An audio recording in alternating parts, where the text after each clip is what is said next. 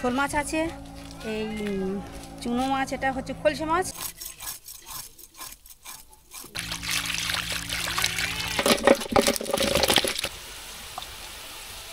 দেখুন বন্ধুরা, আজকে বাবা মা দুজনে মিলে একটা ডোবা থেকে কিছু মাছ ধরেছে, শোল, ল্যাঠা।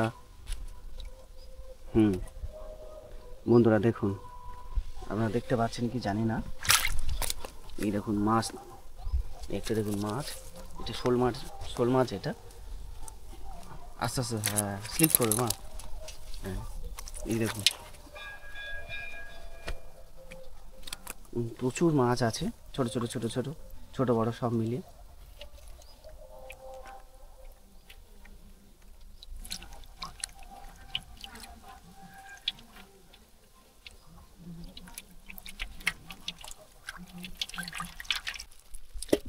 ঢালো ঢালো আস্তে আস্তে ঢালো।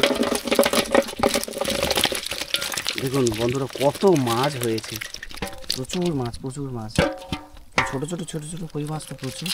এই একটা দেখুন কাঁকড়া, ঠিক আছে, ছোট ছোট ছোট ছোট কই মাছ প্রচুর হয়েছে। ওই মা একটা ধরে নিয়ে আসছে আর একটা, দেখুন এটা শোল মাছের বাচ্চা। এইগুলো এখন কাটা হবে।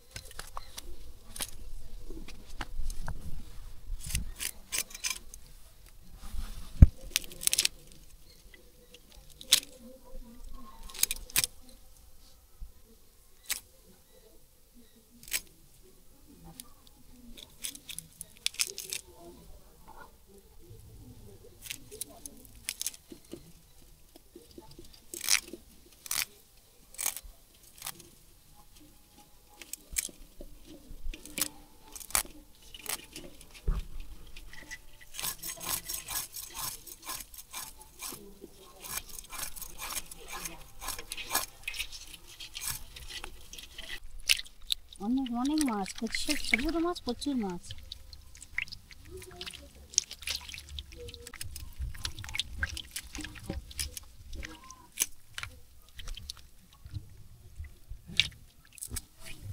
এই দেখুন বন্ধুরা কিভাবে মাছ কাটা হয়, অনেকে হয়তো জিনিসটা জানেন না। এই যে এগুলো একটু এই দেশি মাছগুলো, এই যে পাঁকালে মাছ বলা হয়, এগুলো কেমনভাবে কাটে একটু দেখে নিন জিনিসটা।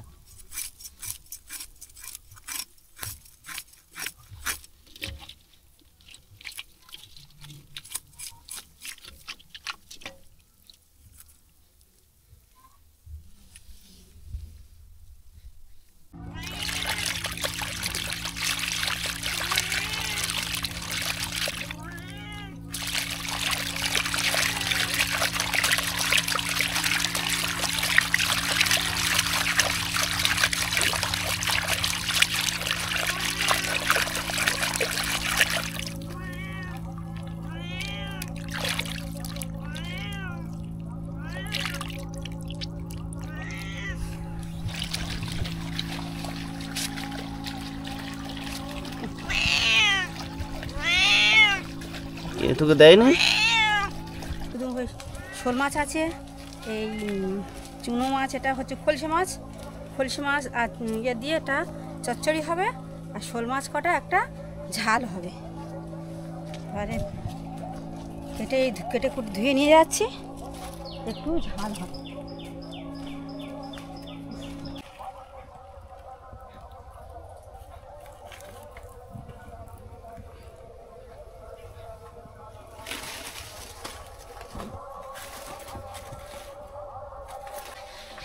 দেখো এই মাছটার মধ্যে আমি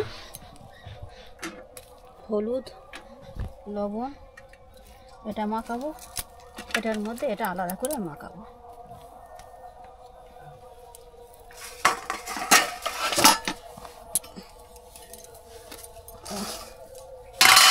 আচ্ছা, এটা হচ্ছে লবণ, লবণ দিলাম, এটা হচ্ছে বাটা হলুদ,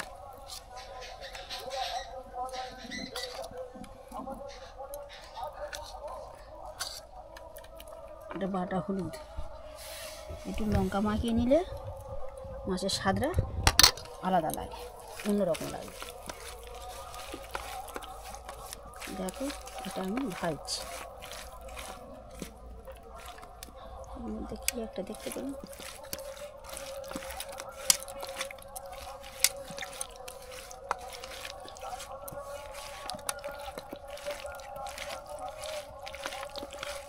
এবার কড়াইটা গরম হয়ে গেছে, এবার কড়াইয়ের মধ্যে তেল দেবো।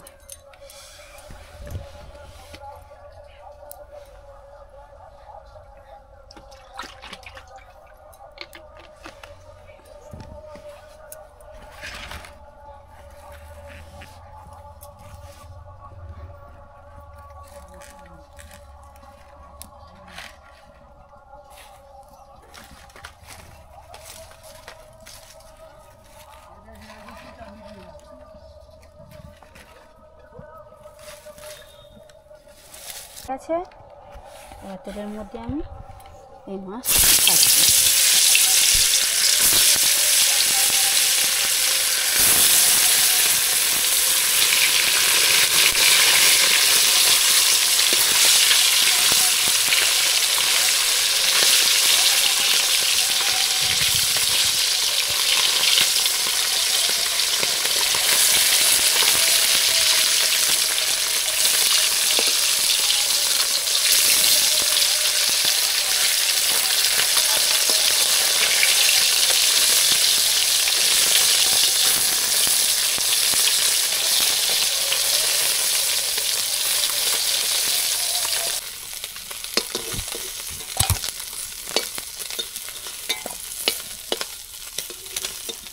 দেখো লাল লাল হয়ে ভাজা হয়েছে, লাল লাল।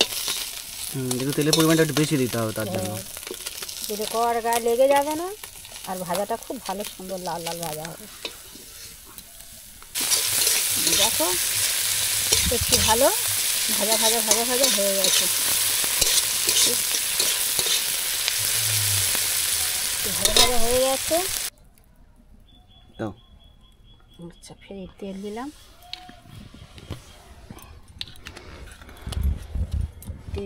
এবারে একটু আমি একটু 5 ফোড়ন দেবো, একটা শুকনো লঙ্কা ফেলে দেবো। এবার আমি একটু একটু ভাজা ভাজা হোক, লাল লাল ভাজা ভাজা হোক।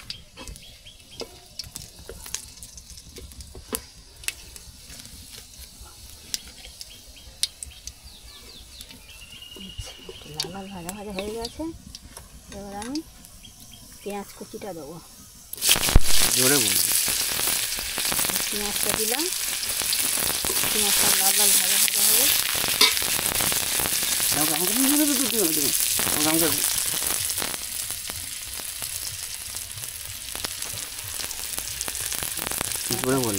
পেঁয়াজটা লাল লাল ভাজা ভাজা হবে, এবারে সুন্দর করে কড়ার গায়ে একটু লাগে না, কড়া যদি গরম হয়ে যায় এতে মাছ ভাজলে কড়ার গায়ে একটু লাগবে না, একদম কড়া পরিষ্কার। আচ্ছা, এটা লাল লাল ভাজা ভাজা হয়ে যায়, পেঁয়াজটা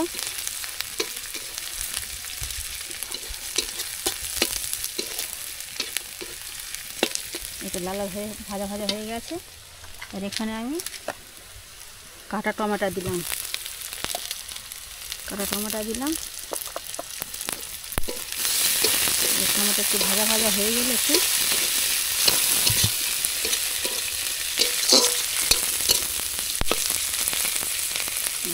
ভাজা ভাজা হয়ে যাওয়ার আগে টমেটো একটু লবণ ফেলে দিতে হবে, দিলে টমেটোটা ভালো ঘেঁটে যাবে। আচ্ছা, এবার এর মধ্যে আমি একটু রসুন বাটা দিলাম, রসুন বাটা দিয়ে একটু ভালো করে ভেজে নিলাম।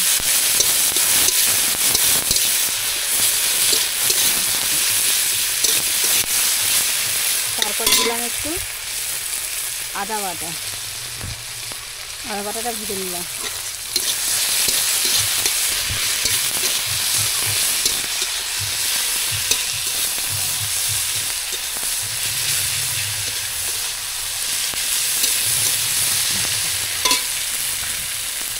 তারপরে আমি যে হলুদ বাটাটা রেখেছিলাম, এই হলুদ বাটা সেটা একটু দিলাম, লঙ্কা বাটা এটা একটু দিলাম।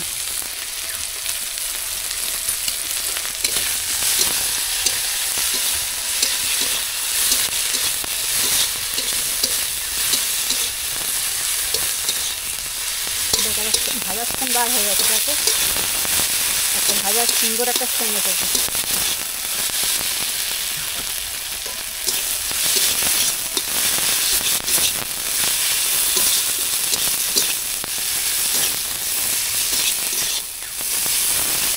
আর কিছু দেবে নাকি মা?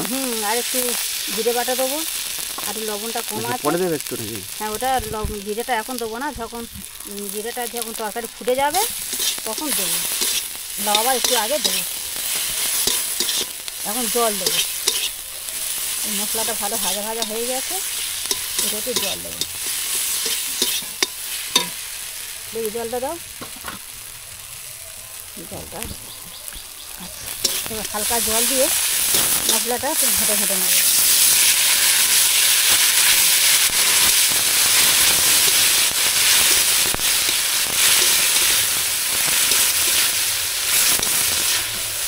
দেখো মশলাটা এর সুন্দর একটা কালার এসেছে। ঠিক আছে, এবার একটু পরিমাণটা জলটা দিলাম, দেখ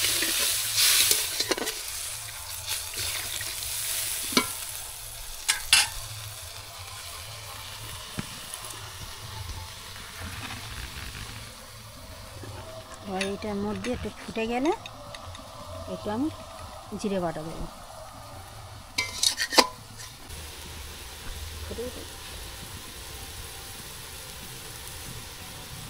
একটু হয়েছে, ফুটে উঠেছে, এবার এর মধ্যে একটু জিরে ফেলে দিলাম।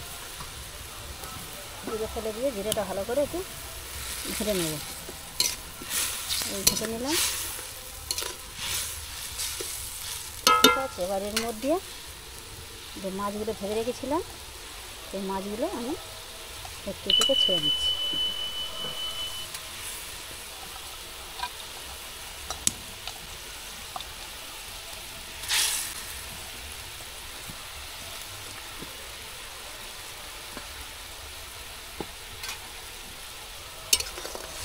দেখো তরকারিটা কত সুন্দর কালার এসেছে।